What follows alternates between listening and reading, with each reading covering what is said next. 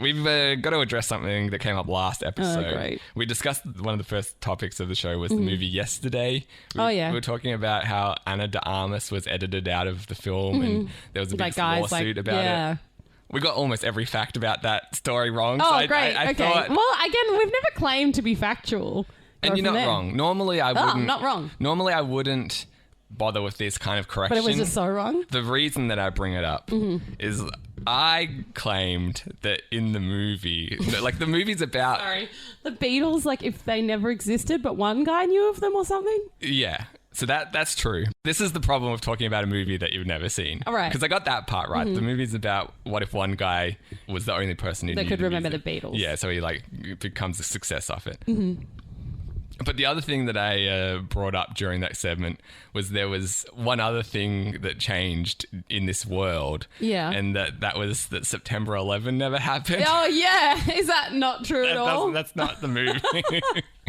And so you... Because I was pretty outraged. Yeah, well, and yes, you rightly pointed out that would imply that somehow the music of the Beatles was indirectly responsible for September 11. And I was like, if I was Sir Paul McCartney, the first lawsuit about this movie would not be about Ana de Armas. Yeah. Let's say that much. I'd be writing some pretty strongly worded letters as Paul McCartney at this stage. For good reason. And listening to the episode back, I was like, I should double check that because that doesn't sound That right. sounds rude, to say the least. Even though it's coming out of my own mouth. Especially, I guess they would have had to get him at least to okay it. So he'd be like, hang on.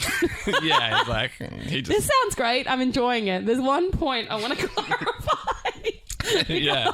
Are you saying that Osama bin Laden was inspired by Hey Jude or something? Or not even that. You were at some kind of butterfly effect thing. Yeah. It's not even that much of a relationship is what you seem to be implying. Well, that's what I thought. Yeah, no?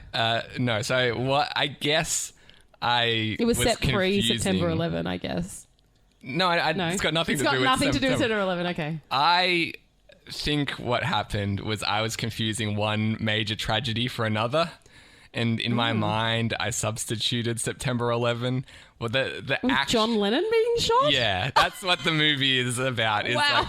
they're like, okay, there's a scene where the main character runs into an older John Lennon. Right, He okay. survived Yeah. because his crazed fan didn't murder Well, him. because he doesn't have any fans. Which is a butterfly effect that makes sense. Yes, much more, in fact. Yeah. And one that would not cause me to be... I would be...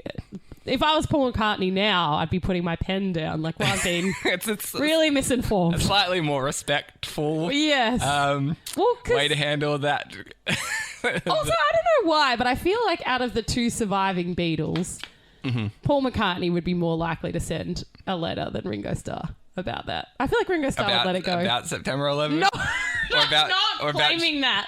No, about this mix-up. Yeah, but... Should the movie that you mentioned last time exist? Yeah. Of the two Beatles that came to mind, I guess I made the subconscious decision that I thought Paul McCartney was more likely to be writing angry letters about it than Ringo Starr. Well, he seems to be in charge of the Beatles more than Ringo. I just feel like Ringo would shake it off.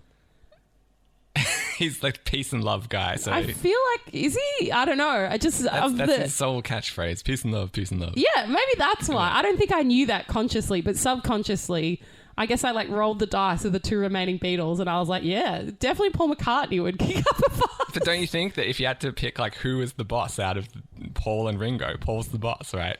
He's got the better career still. I don't know. Ringo... What's more beloved, Thomas the Tank Engine or the Beatles? I mean, they're beloved by very different demographics, I would argue. It's hard to compare. Yes. If you were to split the population into below 5 and under 5, the proportions would be the same of fans. Below 5 and under 5? Sorry. I mean, above 5? Yeah, thank you. Yeah. Yeah, if I was like, okay, what proportion... here's where I split the population. Yeah. Age 5, the percentage of fans of each of them would be the same. I was struggling to see the connection there, but you're saying because Ringo voiced the Fat Controller in... Well, the whole thing. Is he still doing that? I don't think so. Okay. Because I think Ringo is the whole thing. He's not just the Fat Controller. He's like the narrator or something? I think he's everything. Okay. I think it's one of those things... Fuck, are we going to have to issue a retraction about it? Ringo did not voice everyone in Thomas the Tank Engine. Just assume anything we say is incorrect. It'll save you a lot of time. I know, but also Paul, put down your pen. Yeah, I don't want to piss off all the Beatles. But if we were to get it wrong, I'd rather get something wrong about Ringo Starr. I'm just saying. Midnight Crisis.